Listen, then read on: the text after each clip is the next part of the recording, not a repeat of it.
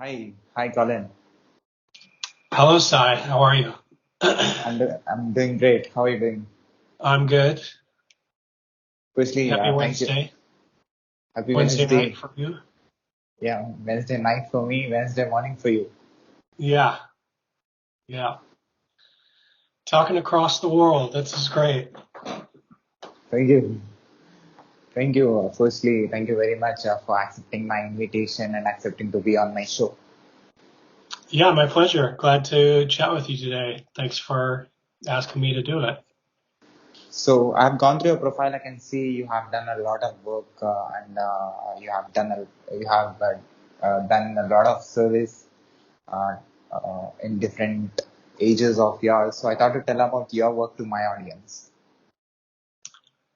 Cool. Yeah, I've been working for a while. Graduated from college in 2001, and I've spent most of those years working in tech marketing kind of businesses. Spent some time at Microsoft um, as a contractor and then as an FTE. And then it's been mostly consulting since then. A big chunk of it was 5 years at Amazon with AWS. And then since then, I've been back to Microsoft for a while, did a couple of different consulting gigs there, one on the partner team and one with the Bing and Edge team. And then for the last couple of years, until recently, I've been working at a company called Sound United, and they own a lot of audio equipment brands. Marantz, Denon, Bowers and Wilkins, and Polk are some of their brands. Excuse me. And doing all data stuff, data and marketing. Um, so like kind of to trace back through those, like at Microsoft I was like the data guy on the marketing team for one of their hardware business. So PC input devices, mice and keyboards, webcams, that kind of stuff. And was one of the main data guys on that team. And so, we did a lot of, market share reporting, and analysis of our categories. Um, and then in the Amazon time, I kind of stretched outside of just data stuff and did some marketing operations, marketing kind of project management of driving some campaigns for the AWS Cloud Windows business. They sell a lot of Windows and SQL, and so kind of was pretty much everything marketing wise for that small slice of the business.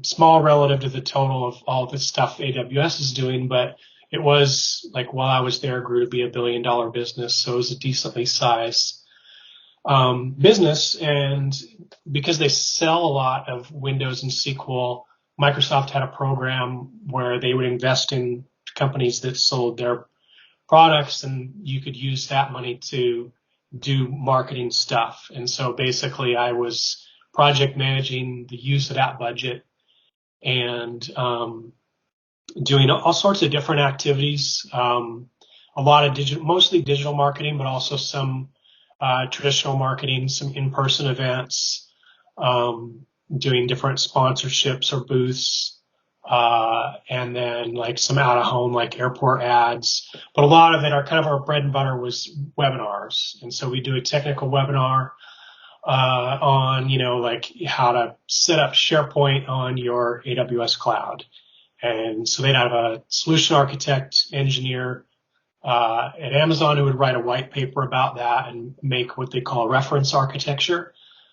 Basically kind of a tutorial on how companies can set up that kind of thing. So if they want to run SharePoint or they want to do SQL Server or porting services or any of that stuff, they could run that in the Amazon cloud. And so this was kind of in the early cloud days. This was like 2011, 12, through about 15 I was there. And so at that time, Azure hadn't taken off as much. AWS was really kind of the first one to make the cloud work as a business. And And so that was part of the motivation for Microsoft to invest in that. They had a lot of their customers using AWS Cloud to do that. And, but they were running it on Amazon. And so, that was that experience there. That was good to kind of branch out beyond just data stuff, but really at the heart, I'm kind of a data guy.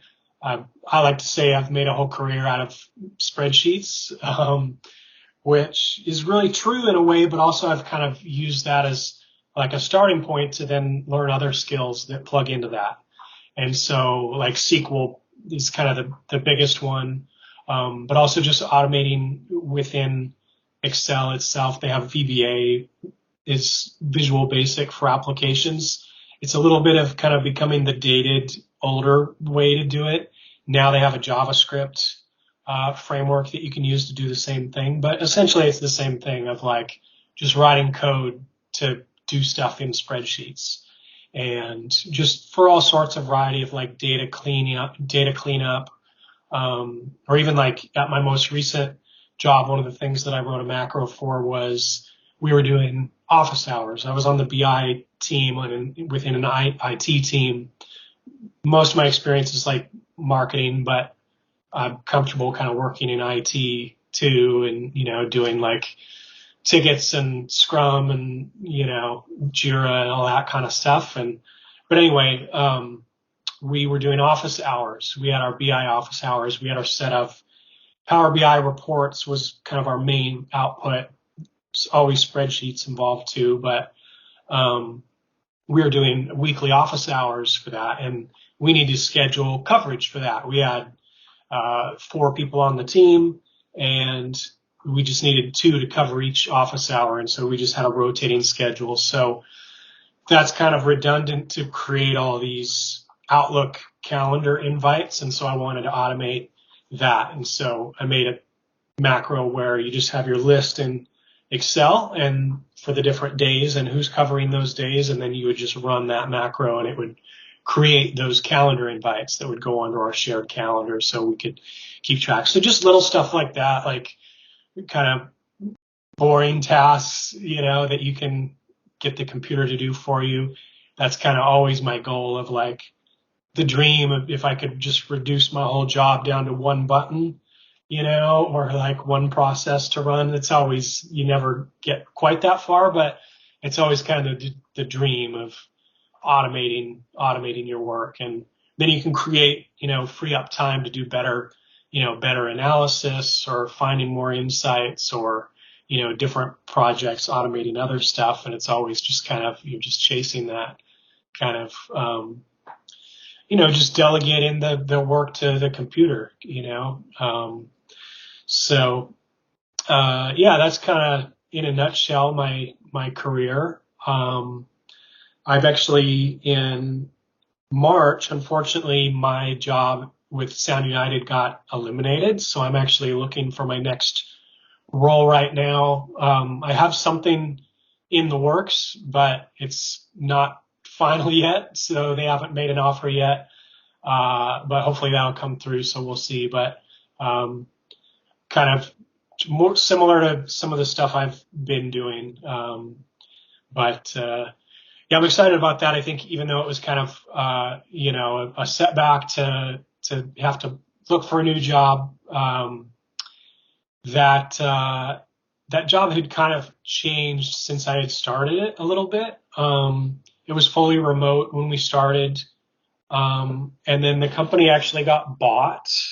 Sound United was acquired by a company called Massimo, who makes hospital equipment, health equipment, and they purchased our company, and they used to be just like a B2B business, Massimo, selling to hospitals, but they were going consumer. They wanted to go direct to consumer with their products. More people are, especially kind of with COVID, more people are kind of taking a more active role in managing their own healthcare, or, there's kind of like a lot of talk, especially in the States here, about the aging baby boomer population.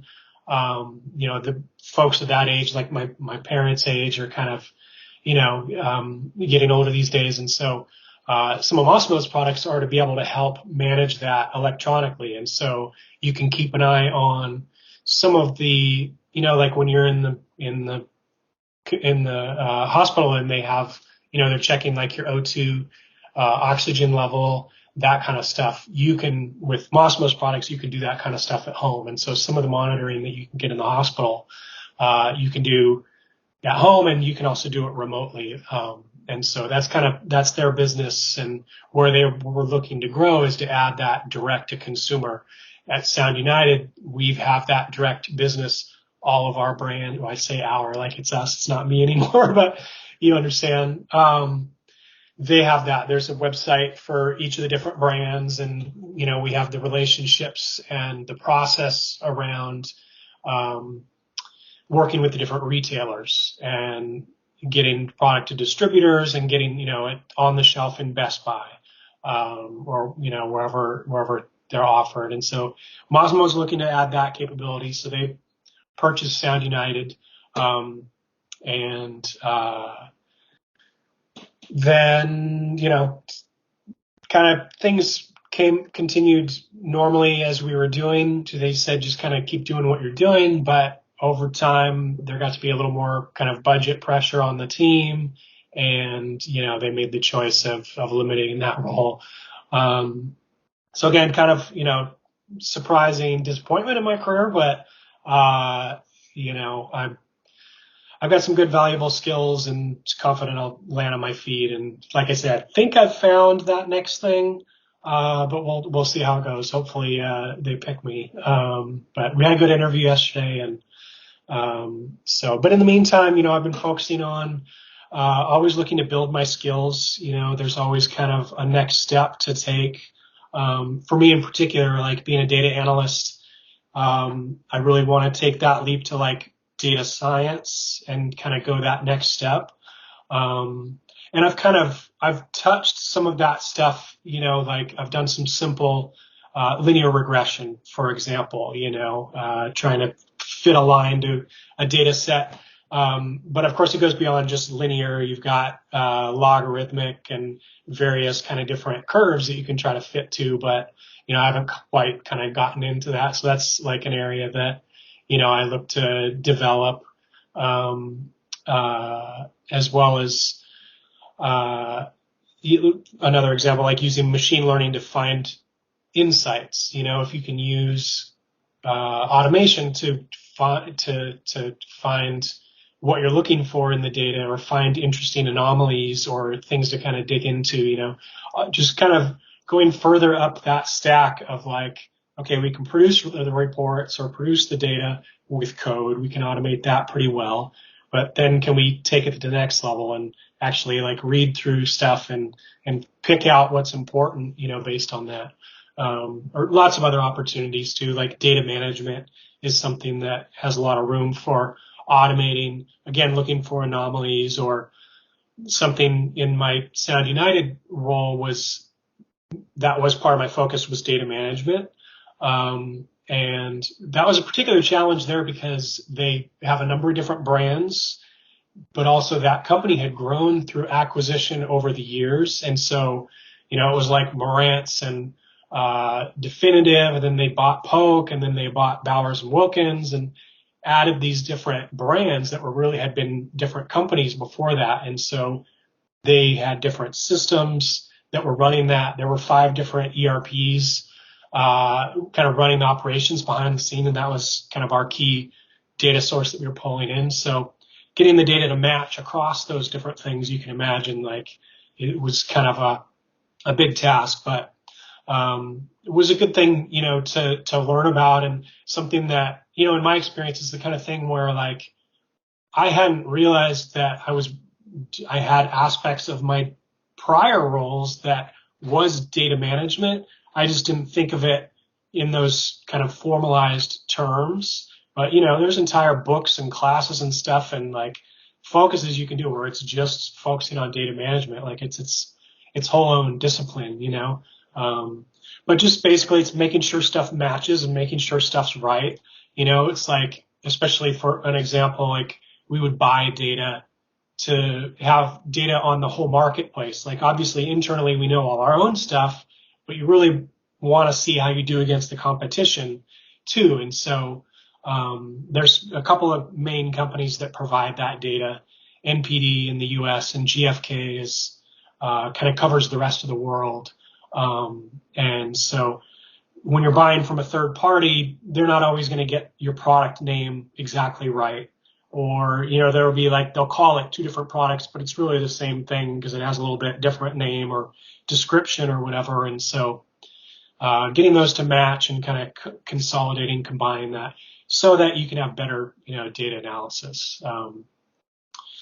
But yeah, that's an area of kind of continued kind of development as I look to add to my skills. And definitely, I'm very steeped in like the Microsoft world for all this kind of stuff, SQL, Power BI, Excel, but there's a whole open source side to it all too, that I really want to get more experience with. So that's kind of another area I look to be kind of expanding as I go. I've got some Python books I've started to learn a little bit, and D3 is maybe another example of the front end visualization suite. That's JavaScript framework. But to do visualizations on the web just with an open source package instead of using, Power BI or Tableau is, another kind of common one, which I have a little bit of experience with, not a ton, but it's a pretty good application. But yeah, that's kind of my focus these days of skilling up a little bit, finding that next gig, and, just always kind of looking to grow. Eventually I want to be like an entrepreneur and have my own company, doing this kind of stuff. But for right now, just kind of looking for that day job, to eventually kind of grow that on the side eventually. But, cause I do some other stuff in addition to the data work. I do some like graphic design, web, video editing, web front end design and back end too. I mean, I know like the database stuff, and I've played around a little bit like with PHP, MySQL, that kind of stuff. So, it's kind of all over the place and what I like to do, but I'm just a lover of knowledge, and just always, looking to kind of teach myself stuff. And it's so easy these days to find tutorials out there, and especially all this tech stuff. Like somebody learns how to make a website, and it's like the first thing they do is make a tutorial to teach other people how to do that, So with these kind of skills, there's so much out there available to just teach yourself. So that's what I've been up to, work-wise.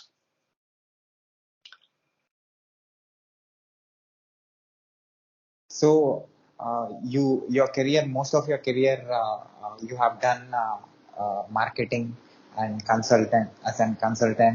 Now you are into data analysis.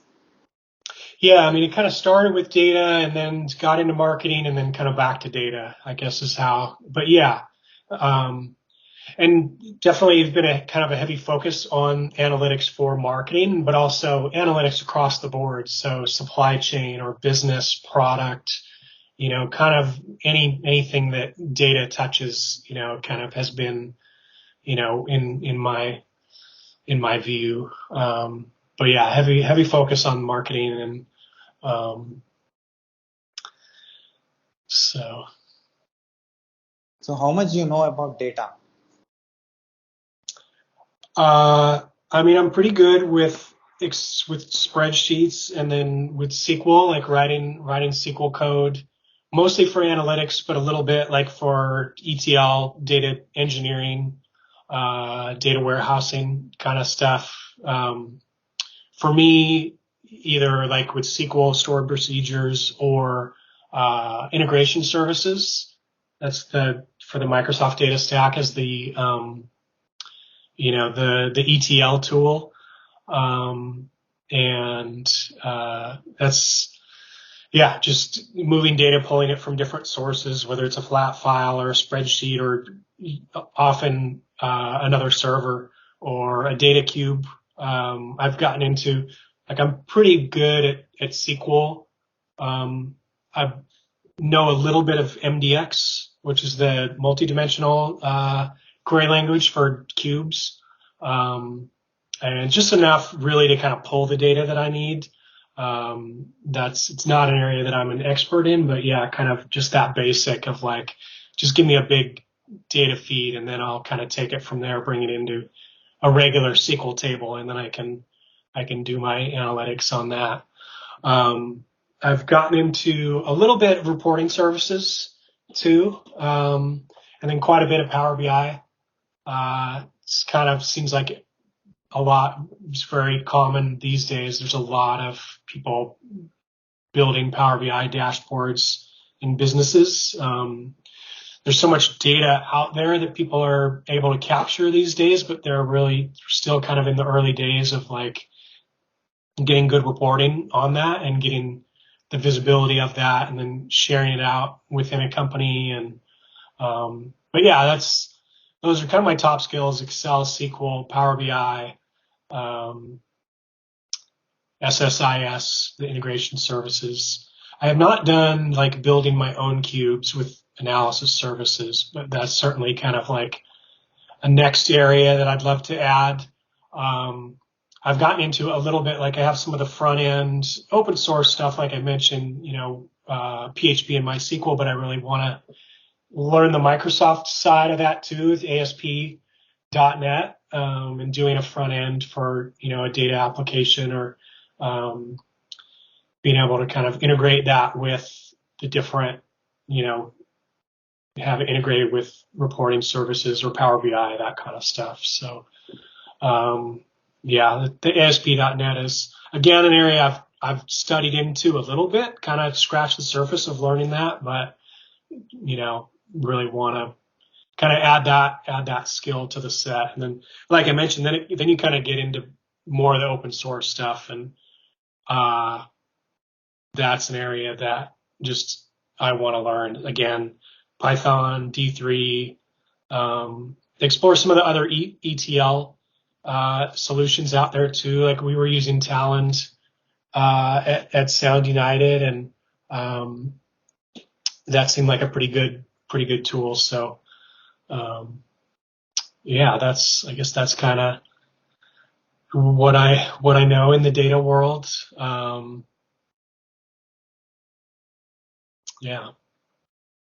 And I can see you have worked in different companies, which works differently. So what you have learned? Yeah. Amazon and Microsoft are very different, but also have a lot of similarities. But pretty different cultures. I would say the Amazon culture, I've never been anywhere where the people really took seriously the mission of the company. And they have this thing called the leadership principles, which is a list of just kind of traits of working, to kind of become guideposts in kind of doing your work. And as an example, like dive deep is one of them. And so, the idea with that is, diving deep into the details of a situation, obviously kind of like on the surface of it, but it also refers to one of the things they say, that we don't say, this isn't my job. You hear a lot at work, somebody will say, well, I wasn't hired to do this, or somebody thinks they're kind of maybe above a certain task. It's like, I'm supposed to be managing. I'm not going to work with spreadsheets, and a lot of times, delegation is important, but that leadership principle of dive deep, in addition to referring to kind of the details aspect of it, it does kind of refer to, like, sometimes even like a manager might need to roll up their sleeves and do some kind of menial task, and just because that's what's needed. Especially at like a company like Amazon is very flat as far as the hierarchy. It has grown, so it's not quite as much that way, but even still, it's very kind of streamlined. Like there aren't a lot of layers, management layers, in the company. And so your ability to do something, if you have something that you really want to do in the company and you're willing to kind of drive it, Obviously, you kind of got to get the right support and all that, but especially though, and this is one of the main differences between the two companies is money and funding to do things is a lot harder to come by at Amazon. Microsoft it's a higher margin business, and there's just kind of more money going around. I mean, even that when I was at AWS, I was actually there spending Microsoft money. Like our budget was coming from Microsoft, and the AWS had their own, their own kind of funding, but it's just an example of kind of some of the differences. And then at Microsoft, maybe you have a little bit more of a varied culture, I would say, kind of from group to group. But generally, the people are pretty smart there and knowledgeable, and it's fairly engineering driven organization. I'd say both of them are kind of fairly engineering driven. I think Microsoft is getting a little more kind of marketing driven, especially their evolution over the recent years. And that's been something really interesting to watch happen. When I was at Microsoft, just started in like '05 and left in 11. So, we're talking 10, 15 years ago now. It's been really interesting to see the evolution of that company under Satya taking over and some of the changes they've made there. So, but yeah, that's maybe kind of in a nutshell those working at those two companies. And how you are able to do, if I observe your last three jobs, one is different from other. How you are able to adapt to the new one and able to be successful in anything that you are doing new. Yeah, well, luckily there's always been spreadsheets involved, and so I'm able to kind of lean on that biggest strength I have. And there's always been data involved, and there's always been opportunity to improve the quality of that data or the quality of processes. And so that's kind of the common thread, even if they're, a little bit kind of varied in the roles. Those are two constants. Just understanding kind of how businesses function of kind of the different groups and some of the types of data they're interested in. It's like finance wants to talk about margin, especially, like when you're a public company, when you have a stock price, it's like they report their margins to the street, and so anything that affects that percentage really, gets a lot of focus. But maybe if it's like supply chain, they're more interested in run rates and inventory levels, and they care about cost too. That's kind of their way of looking at margin, is the opposite, the inverse of just the cost. But then if it's marketing, maybe, they're interested in impressions or looking at funnel analytics of customers going through the purchase process and looking for, like, you're always like, where's the funnel breaking down? We know we gave 2 million impressions on this campaign and we got, 1,000 conversions, and there's all those steps of the funnel process of awareness, consideration, and into purchase that, where you can do analysis of those different steps to say, what do we got to do to get more people across the line? So, there's just different kind of common and important fields that different role types are interested in when it comes to the data. Maybe another example is like for the business team, they're interested in a forecast of the business, like a long range forecast plan. Looking at like maybe the TAM is one of the acronyms that you hear talked about, which is total addressable market. So we're in this market. What's the total that we're kind of like shooting for? And then what's our percentage of that? And then obviously, trying to drive increases of that. And so yeah, that's how I'm able to kind of do these, slightly different types of roles, but they all kind of have those things in common. And whether it's, it's a direct to consumer business or a B2B type of business, there's going to be differences in, it's like with B2B, that's like the cloud stuff I was doing.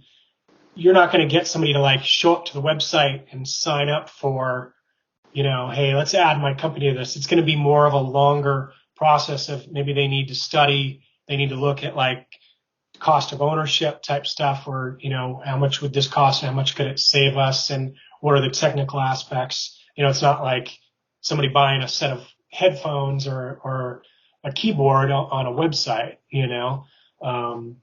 and so different types of purchasing, but so even if they're different, they each have their kind of process that they go through, their purchase process, and different types of content that might work for that. If you're selling DTC on a website, maybe you want to do paid search and display, good SEO, that kind of stuff, to get people to your site.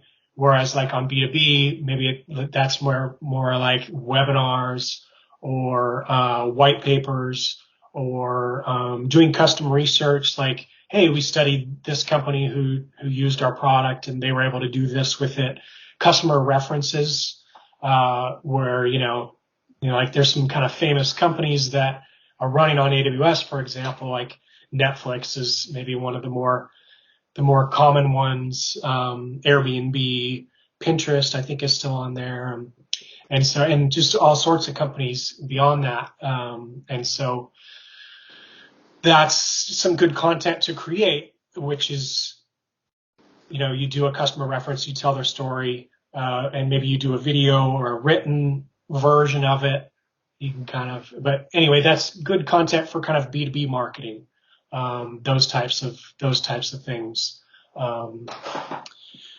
So yeah, it's just, there's always kind of a commonality of different things that you find across those different areas. And so like I say, there's always some spreadsheet floating around, that's related to that, and some process that, it's like, feels like it should be easier. This kind of manual work you're doing, it should be easier. And that's kind of my specialty, of like finding the way to get the computer to do that for you and free people up to have like higher value add things, or alerts. It's like, let's just keep an eye on this data and get an alert when something goes beyond a certain threshold, or that kind of thing. So yeah, that's.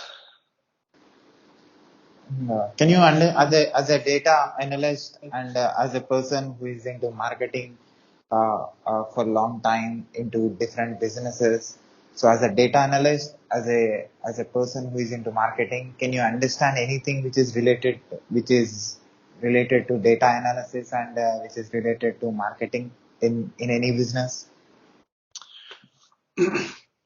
Yeah, I mean, I feel like a lot of the stuff is fairly common. I mean, within marketing, there's kind of a few sets of things that you would want to do that I think most companies would want to do. Like I mentioned, like, what's the size of my market that I'm going for, whether it's B2B or DTC or whatever it is. What's our share of that market? And then maybe what are some of the competitors who has other share that we're looking to go for? Everybody's going to have kind of those basic questions, those basic business questions they want to answer with data. And then along the same lines, there's some kind of purchase process funnel that happens. There's a set of people that would be potential customers, and first they don't know anything about the product at all. Then you have awareness. They know about the product or the company. consider it, they're thinking about doing it, then maybe they evaluation and then they make that purchase, However they're buying, you kind of have those steps that take place. Now, for a lot of customers, they might just like jump right to, do all the first, like find out about something and want to buy it right away. Sometimes those will go really fast, but other times people will kind of spend some time in those different steps. And so that's where you can use data to see where people are and how can I move them along and get people to buy, whatever I'm trying to sell. Even for existing customers, you have this idea of churn, customers coming and going. Maybe there's ways you can study how current customers are using a product to inform new features you should add to it. Or even just, hey, we need to add better documentation onto our website. Like that was a lot of stuff at AWS. That was a big part of it because Microsoft licensing is complicated. There's a lot of different ways you can license their software. And there's different rules around running that software on a public cloud. And there's different ways you can buy that cloud that might change the way those licensing rules work. And so that was one of the things we did. It's really kind of boring to talk about, but just really detailed FAQ on the website about, hey, how can you do this, and detailed documentation of how you can do this. And, that's just an example of where, that might start with some kind of funnel analytics of looking at your customers that have purchased the product. How are they using it, or what are they asking questions about? That was one of the data sets we worked with at AWS was I was able to see like the full text of help calls. So somebody calls and asks a question, or, they send an email, however they ask, I'm trying to do this, or this is broken, or this isn't working, or, all that kind of stuff. And so I did like keyword analysis on that to see what are the common things that people are, trouble people are running into, and then how can we address that with our content? Hey, we need a white paper about this thing, so just some examples of how you can use data in a business. And yeah, I mean, long-winded way to kind of answer your question. I do think that pretty much any company, is looking at those things, and, to varying degrees, maybe is like actually kind of taking advantage of what they can do there. There's lots of smart people out there kind of already trying to do this stuff. But yeah, I do feel confident that, my skills are kind of valuable there. Almost kind of anywhere, I like to think. But, there's varying degrees of support and, things you want to understand going into a role, maybe of like where did that resource come from? So just kind of back on my most recent role at Sound United, something that in retrospect I feel like was maybe a key factor in kind of how that ended up the way it ended up was that team, the head for my job had come from another team. There was another team that was like, hey, we want you guys to have better data management, better data quality. Here's a head that we have that we'll give to you guys. You hire somebody to do that. And it can be a good way for, to find an opportunity, but something that now in retrospect, I realize it's kind of like I didn't necessarily have all the kind of support and buy-in on my own team that I really would have needed to understand the value of that role and how it could be applied there. But, it's okay. You live and learn. I got some good experience. Like I said, learning the kind of formalized data management, discipline, as well as like my Power BI, continue to practice getting better at Power BI. Cause I wouldn't call myself an expert. Like I would call myself an Excel expert, maybe SQL too, just for analytical stuff, not so much for transactional SQL, but like analytical SQL or basic ETL, data warehousing, data mart kind of stuff. But for Power BI, I'm a little newer, and so that was one of my bigger focuses in this most recent role was beefing up that Power BI skill set. But continue to use like VBA and Excel and do a lot of spreadsheets and get to know some of the new features. Excel is always making updates. Like they have their new X lookup formula.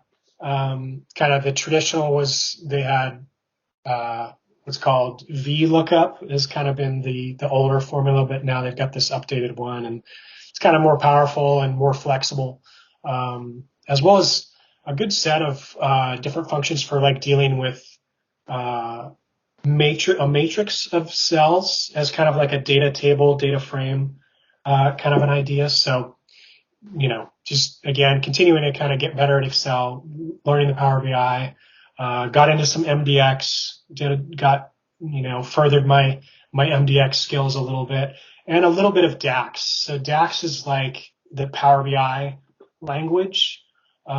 It's kind of a cross between like SQL and Excel formulas, I would say. But it's just another language that you use within Power BI to like create a new column, or to do filters, have like custom filtered data sets or custom columns, custom dimensions, that kind of thing. So those were all kind of areas that I focused on in this role, as well as, this was the first time I had been on an IT team. I've interacted with IT and dev teams and engineers in my various roles, but was never on the team proper. And so that was good to get some experience with kind of the project management aspect of that, of doing sprints and tickets, so that was some good experience. Again, something that wasn't totally new to me, but my experience before had been I was the one creating the tickets, not the one, doing the tickets. I was doing kind of project management, marketing, and like, hey, we need this web page or this graphic or this content or this budget, whatever it would be. I was kind of more delegating, project managing that. So this was the first time to kind of be doing directly like IT work and being on the IT team. So that was good experience, and just kind of another little piece of variety to add to my set of different things that I've done and know how to do, and should serve me well in whatever role I go. There's always a project management aspect to anything, even like stuff we do in our daily life, non-working life, so yeah. And tell me, you as a senior BI analyst. Pardon? Tell me, you as a senior BI analyst. To talk about being a senior BI analyst? Yeah.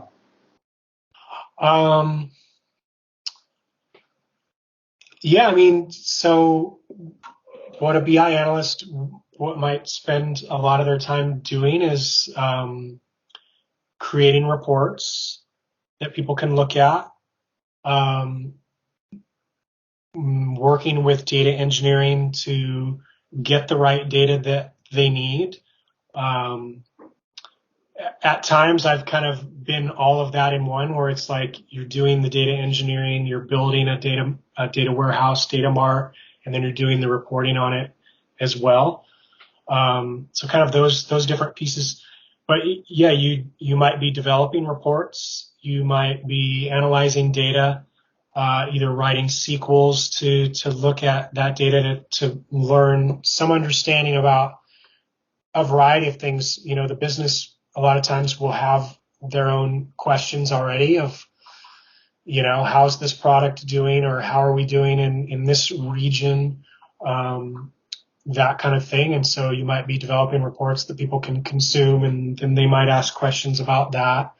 And, you'll probably service some of these various different roles that I mentioned, like somebody in finance wants to look at, they've got their month-end close that they're looking at. And like I said, the margin rate is really important to them, and drivers of some of those different things. Or if it's supply chain, they want to see, run rate and inventory. And again, I get marketing, might want to see campaign impressions and clicks and rates and, maybe different keywords, that kind of thing. So whoever you're talking to, you might have kind of different sets of data that they want to learn about. And so, yeah, BI analyst would be developing those reports, maybe sharing them, walking through, doing tutorials of, hey, here's what these different reports show, and, making sure they answer the business questions they have. And if they have more business questions, either you might do, like, a lot of times it just ends up being ad hoc analysis where you're just looking at the data to answer a question that they have. And you maybe have a pivot table in Excel, or just writing SQL code to get to those answers and then share those. And then maybe if it's ad hoc, it's kind of like a one-time thing. Maybe, they're doing it for their annual planning. But maybe it's something where they want that every week or every month or every hour, like one of my Microsoft consulting roles was at Bing. And so, that's generating data all the time, and so you might have you're refreshing stuff more often. You want to have your reports live all the time, and refreshing maybe multiple times a day, or even like a live connection. There's usually some kind of latency, like an hour or so, but it just kind of depends on what the product is that can define that cadence. They talk about rhythm of the business, the cadence of different reporting, whether it's hourly, instant, or weekly, or monthly, or quarterly. Especially in a public company, there's a big focus on like the quarter, because every quarter they have to report to Wall Street. And so that can be, something that there's a big focus around. And yeah, a BI analyst, again, you might look at internal data. You might look at external data as well. Like I mentioned, some of the kind of market data where you can purchase stats about how, the whole market landscape is doing, not just your products, but the competition. And, there's reporting that you can do out of that, mainly market share and then market size and the trend of that market. Like, are we is the whole market growing or shrinking? And, a lot of times businesses want to, obviously you kind of are chasing growth, always. And so maybe there's analysis that can tell you where is the growth, maybe if a market is up 5%, but it's all being driven by like the $40 to $50 range of a particular product, that segment is growing, by more than that. That's driving the growth. Or maybe a particular feature like Bluetooth, for mice as an example, just because that was one of my areas. But, just could be anything, any product feature that is driving growth in the marketplace. And so a BI analyst has to look at that data, and, you're always kind of trying to distill data down into information, knowledge, wisdom, get to like a wisdom level, where I think of that as like you're forecasting, you're creating a forward-looking view of like, here's where the market's going to go based on trends that we see. And so those are all things that a BI business analyst might do. Looking at the balance sheet, seeing how the balance sheet is doing. And then there's just always, if you put a finance person in front of a balance sheet, they will ask questions. They'll come up with, why is this like this? What's driving this? So just answering those questions and Sometimes it's a one-time answer. Sometimes it's like, well, we need to always know this. We need to always know where this is at. So in those cases, you might build a refreshable report or, have something delivered, send an email report every week or every month or every quarter or whatever to, the right audience. And again, they will always ask questions that are relevant to their area. And so that's what I always kind of rely on, to kind of guide my way in these different roles. Or another example is goal setting. You might set a goal, you set a forecast for next year. You say, hey, the market's going to grow 5%. And they say, well, we want to outpace that growth and take some share. We're going to try to grow 10%. So, an analyst might then say, okay, I need to translate that into what would it take to get to that? What would you have to grow of product XYZ in order to achieve that? Or do we need a new product? Is there a segment we're not addressing? And then, sometimes some areas where you might use data to decide, well, how much are we going to charge for that product? How much is it going to cost to develop it? Where's kind of our break-even point? Might do some data analytics around that when, internally they'll pitch a product and they'll say, hey, we want to create this. It's going to cost us $1 million to make this new widget, but we think we can sell $5 million of it. So, in the first 6 months, we'll make our money back and then it'll be profit after that. Very kind of simplified version, but there's a lot of opportunity to bring analytics and data intelligence to have informed kind of answers around some of those basic questions of like a market opportunity proposal for an idea. And so, yeah, goal setting of like market share, or for an individual product, like, hey, we're going to launch this product and we think it can take 10%, 20% of the market. And then, from more of a supply chain perspective, let's say you approve that product. Hey, we're going to do this. We're going to build it based on the volume that we expect for it to sell. That run rate will determine like how many factory lines you're going to build in China to build that product. I mean, maybe you could, manufacturing could happen anywhere, but a lot of it comes out of China. And so, based on like how much you think you're going to sell of that, that's going to determine those lines are going to build, and that's going to determine the cost that goes into it. And so, if it's something that you're going to sell a lot of, you need to ramp that up really quickly.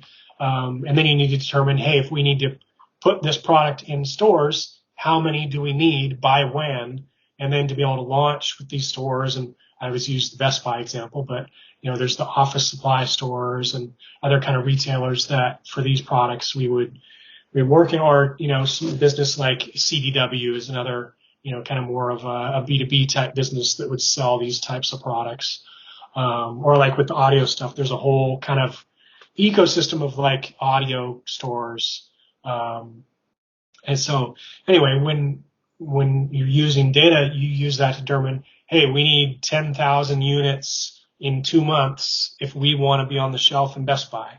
And so you're planning these things out a year in advance. You're like, hey, we're going to make this. Do you think you would want it? If so, how much, that kind of thing. So that's where the data with the forecasting, you bring in the intelligence to say, make this many, have these many lines in the factory, and, plan for this kind of scale. Obviously, then you're watching it once it really starts happening, and then you're seeing, hey, were we right? Were our assumptions right? And then doing any kind of tuning there that you might need to do based on, as you see kind of how the reality plays out. And, that's an area that, right now, a lot of people are talking about AI, chat GPT and all that stuff. And that's definitely an area where, you could see an opportunity to apply AI to kind of use that data to make smarter decisions, or to make adjustments to say like, hey, if you had this factor at this level instead of this level, your forecast would have been closer. And so maybe you make that tuning, that kind of thing. I think there's a lot of opportunity for, just to kind of advance things there. So yeah, that's stuff that a BI analyst might do. they might use different tools. Not everybody's using Excel, although it's very common. Not everybody's using SQL Server. They might have a different database. They might be using Oracle or MySQL. And then there's a whole ecosystem of different ETL tools, as well as visualization tools. Like Informatica is another example. I mentioned Tableau, or Oracle has OBIEE. I forget what the acronym stands for. It's Oracle BI, Business Intelligence something. But I did use that a bit. That was, for part of the time at Amazon, that was our reporting front end was OBIEE. There's a whole variety of, a whole kind of side of that marketplace. A lot of products out there of different things. To use Google Data Studio and Looker are another couple of examples. And then all these clouds, there's a whole suites of products for analytics and data storing and visualizations within the clouds, Google and Amazon and Microsoft, of course, all have their products there. And so, or like with Google in particular, there's all the search stuff, the Google advertising stuff for doing paid search or SEO type stuff. And so, just a lot out there. And that's something, like that example in particular is another area where it's like, I've done it indirectly. I worked with folks that were doing that as their whole job, and I was kind of delegating that part of it to get, or sometimes we'd even outsource to an agency, like do a paid search campaign through an agency. So an area where I'd love to get like direct firsthand experience, doing SEO, SEM type stuff. So not exactly in this, like the same as the BI analyst, but it's always kind of relevant, it's kind of a piece of the marketing set, I guess. But of course, it's data. There's data involved with it. So it's kind of some overlap.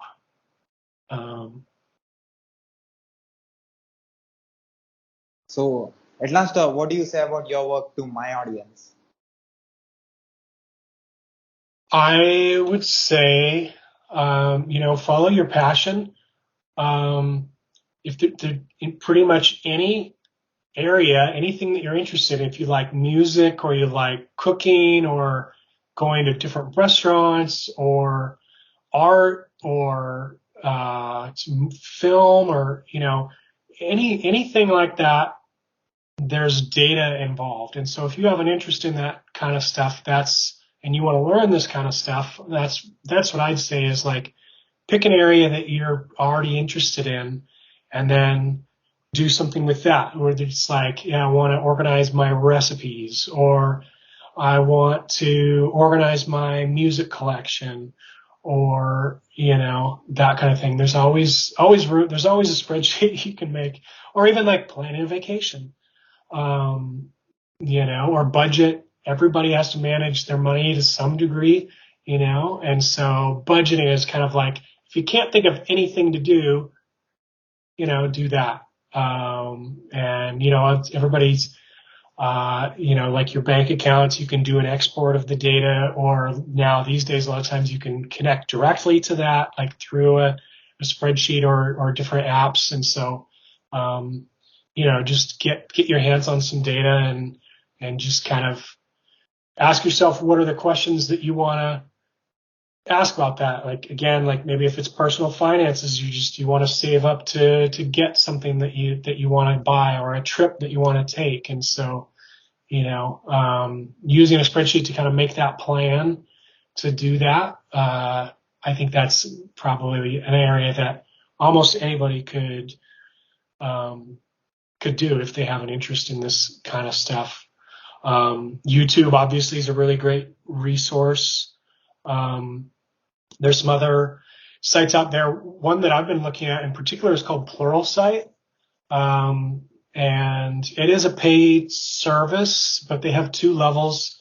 But they look like they have some really good tutorials on there. So that's something that I'm signing up for to kind of further my skills. And, but yeah, there's all sorts of, other sites out there too, where you can find tutorials on different stuff. So yeah, find something that you're passionate about, and if you're interested in kind of learning these things, or even just, start with ask Chat GPT you get a pretty good rundown on these kinds of things too, so that's, I guess, what I would say to your audience, or, again, like not just kind of doing stuff in your own life, but in any job is going to have data involved in it, or a process that, maybe could have some better steps to it, or some looking for opportunity where people are waiting for something that they shouldn't have to wait for.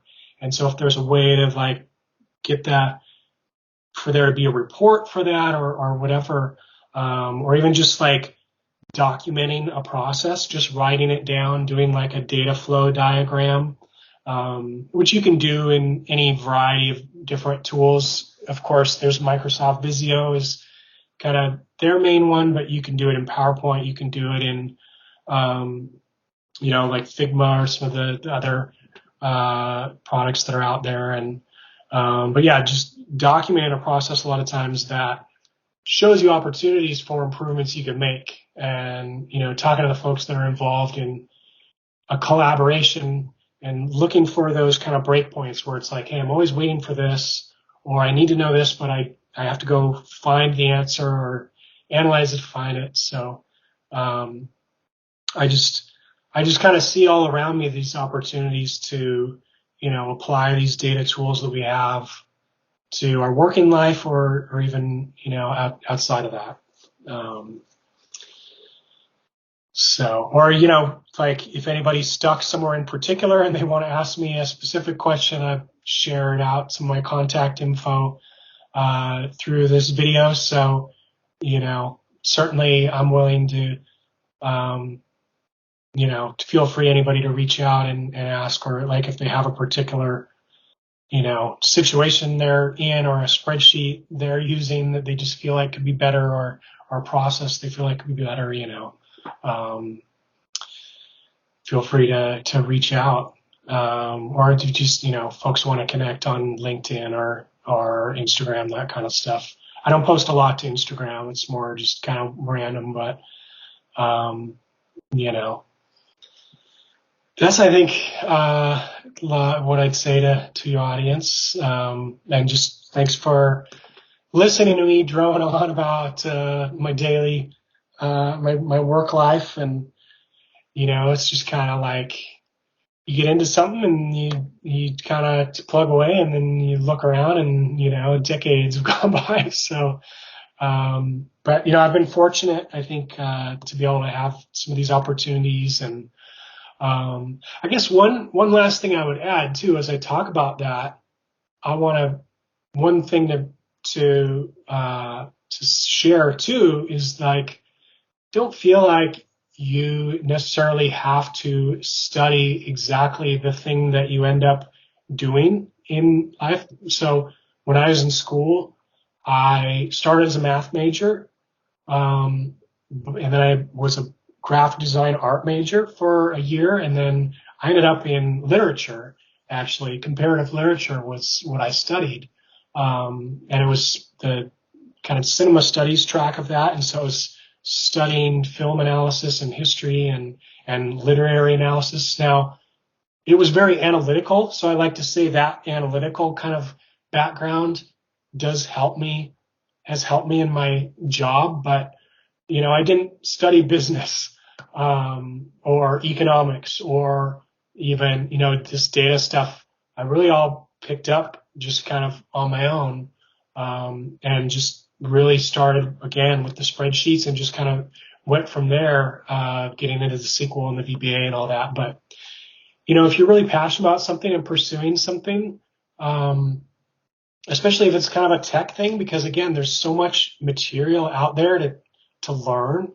Don't be afraid to pursue that just because it's like, oh, I didn't study that in school. I think the curiosity and the passion is what will drive you. But you do have to want to learn. Some people just don't want to learn. This like you do have to have that interest. So that's again where the starting point is always find something that you really are interested in, and kind of take it from there. And at last, what is your observation about my work? I have to admit I have not watched any of your videos. I just saw kind of what it was that you're doing of talking to different people about what they do. So I love the idea. But so I will try to get a chance to check out some of the other videos. But yeah, and generally I would just say I think it's great, to have these kind of conversations and for people to kind of share what they know. And so, yeah, just keep at it. I appreciate you were persistent too. I think we first connected a couple years ago, right when I had first gotten this job.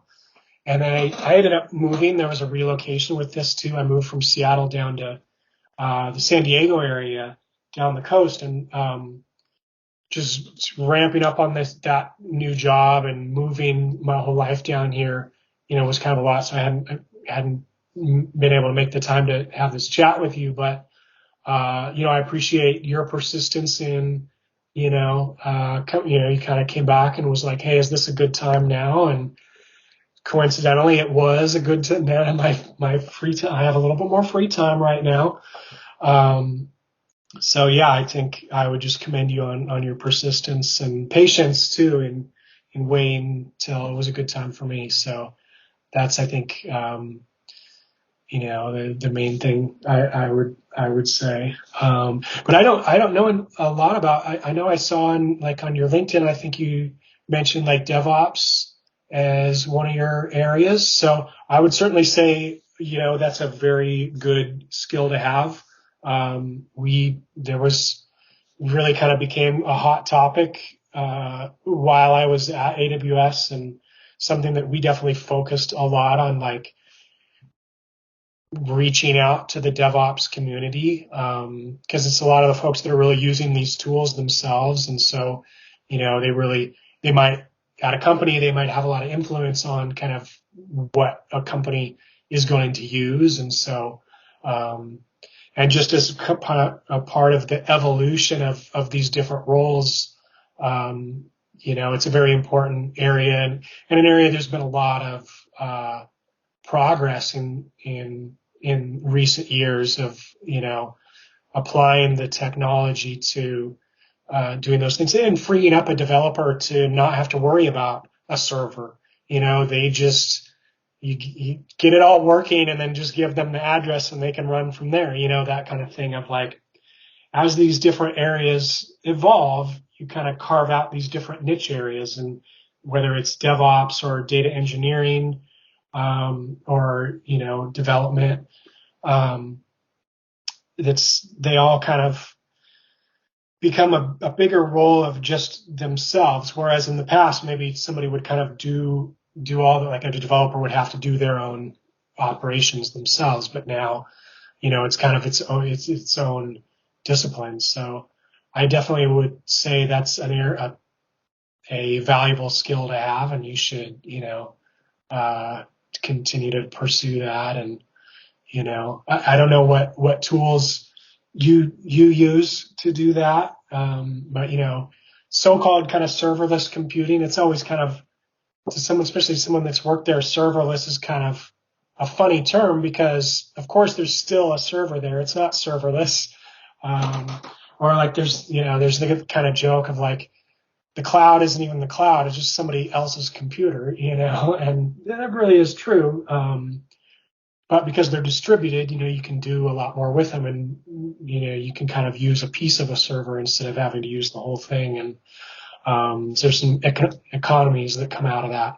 But yeah, keep up with DevOps, and I don't know what other kind of stuff you're interested in, but I definitely would encourage, continuing to do that. And I'm a Amazon Web Services Cloud DevOps Engineer right now. AWS. I'm doing that. So apart from that, I'm interviewing a lot of experts from different parts of the world and for into different roles. They can be architects or engineers or doctors, like not only technology people, also people from non-technical background. Also, I'm taking interviews and trying to ask them what they do and how they did it, how they solved their problems, and how they handled their projects and what they did, and like uh, asking them and trying to know it and trying to put it on my medium. So how this experience talking with experts like you who are already in the industry for a long time, doing different roles and doing different jobs, and listening to you people with this knowledge, how this knowledge is going to helpful for me if I work in IT in coming days. It can be DevOps engineer or another role. Cool. Yeah, that's great. I don't know. Have you gotten any like certifications? Uh, The AWS, like they have a pretty good program, for education and certifications. I definitely, would encourage that if you're not already doing that. I have masters in software engineering, also bachelors in computer science and engineering. But recently I have joined in DevOps engineering role. I have masters already in technology. Wow. Okay. That's impressive. Yeah. Um, what do you like? So what code was that, like Java, C++ kind of stuff, or what did you I learn? do I do automation. I do automation thing using Jenkins, Docker, Kubernetes, Terraform, Ansible. All these tools have been taught in my training, and I'm doing some projects using that, trying to deploy applications in servers, different types of applications, AngularJS, Java, or .NET, whatever Yeah. application that they give. I have to manage and maintain it on the AWS Cloud Okay. servers. That's my Yeah, job. I think that seems like that's a good spot, you know. Um, do you work with Chef at all? Do you know about the Chef tool? No, that's Okay, not my thing. I think it's like I think it's kind of an orchestration tool, but just a name I saw come up when we were talking about DevOps stuff. So Okay, I don't know, it's maybe something to I check have to into. look at it. Yeah, yeah. Um, and certainly, there's a good partner ecosystem within AWS. There's so many companies that their stuff runs on there. So it's a great way to get experience with different tools like that. And I know that's one that's on there that I think is DevOps related. So um, yeah, cool. Well. Thanks for the time today and the conversation. And just one more thing to add, just something that sparked in what you were mentioning that I think is really valuable is talking to a non-technical audience, like being able to talk technical stuff to a non-technical audience is a pretty rare skill out there still. And so being able to, articulate something to someone that isn't going to understand the code, but to be able to kind of describe something that definitely is a very valuable skill to have too. So I think that's a good focus that you have in having that variety in your audience, because usually a lot of times your customer is going to be non-technical. Someone in a business, they just want an answer, or a customer, they just want an answer. They don't know how you're going to get to it, and that's up to us, to figure out. So definitely that variety, I think, is a valuable thing. So I wanted to highlight that in what you were mentioning, and something that really resonates with me too, that I've seen to be valuable. And being comfortable like making the analysis or making the report, but also being comfortable like putting on a slide and talking to it, in front of a group. I know a lot of us kind of data or code types. Maybe it's not our comfort zone all the time, but really, is a valuable thing. And definitely within that would say the value of practice. Practice your presentations. It always feels kind of awkward doing it,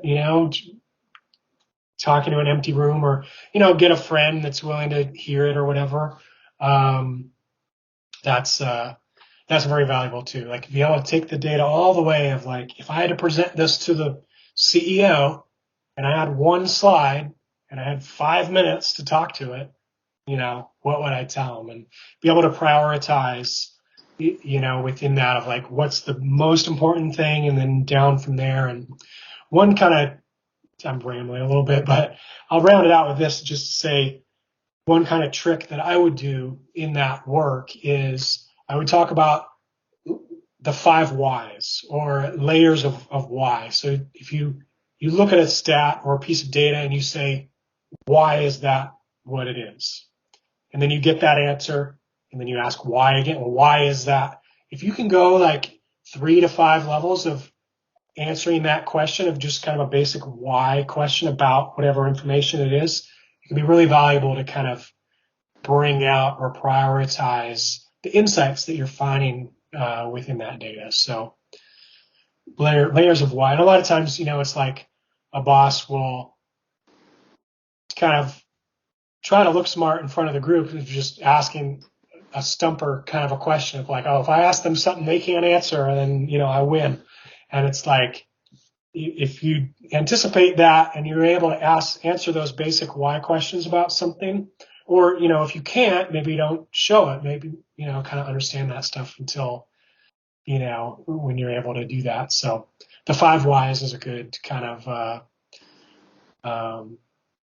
good tip, I think. And can I put this video on my YouTube channel with your permission? Yeah, by all means, share away. I'll just say I haven't really, other than like the people closest in my life, I haven't told them I'm between jobs yet. So, surprise if anybody's finding out this way, anybody that, if anyone knows me. But there's a lot of that going around, as you've known, and, state of the economy and that stuff. So, definitely, not discouraged by any of that, and just kind of excited about the next chapter. So if anybody else, if someone's in the same kind of boat, just, maybe it's helpful to see even someone with a lot of experience and valuable skills, you can find yourself in that situation. And so, just make the most of it. And, I'm a big believer in just things happen the way they're meant to, and, just kind of trusting that. And so just kind of going with the flow, it is important. And, it's like a cheesy cliche, but, attitude really is everything, and I think if you approach it with a positive mindset and how am I going to make the most of this, and, take advantage of a chance to take a minute and rest, or, for me, it's like, oh, I can finally get back to working out again. It's like, it's always the struggle of like starting and stopping, exercise. I ride my bike and walk a good amount and stuff, but, so yeah, just taking advantage of a situation like this as an opportunity, and, be persistent. Don't be afraid to reach out and connect to folks, on LinkedIn and that kind of thing, or Twitter, can be a great way to kind of find opportunities out there. This job that I most recently had, I found it on LinkedIn. It was actually a recruiter that found me, luckily enough. But I've had other roles where I found it was, I found it on there too. So that's been good. Yeah, please share away. And can I also put this video on my YouTube podcast website, internet, social media, everywhere with your permission? yeah, now is it video podcast or is it audio too? Both. Both. Okay. Cool. Yeah, feel free. You've got my contact info. Can you share it? Can you share it to my podcast listeners? Can you spell it? Yeah, so probably the easiest way, I'm White Wyatt on Twitter, WHITE Wyatt, WYATT. Just because that's my name and my nickname, people kind of call me Wyatt because sometimes when I say my name, it sounds like that's what I say. But yeah, Colin White. I think it's Colin D White on LinkedIn and Insta Wyatt on Instagram. So yeah, anybody feel free. I think Colin D White on Facebook too. Anybody feel free to connect on any of those different sites, and just wish everybody the best of luck in finding jobs and learning skills, and thanks for listening. And thanks for the good conversation, Sai. I appreciate the opportunity to talk to you today. Thank you very much, Colin, again for your valuable time and sharing your experience and answering some of my questions. My pleasure. Have a good evening. Have a good day. Thank you.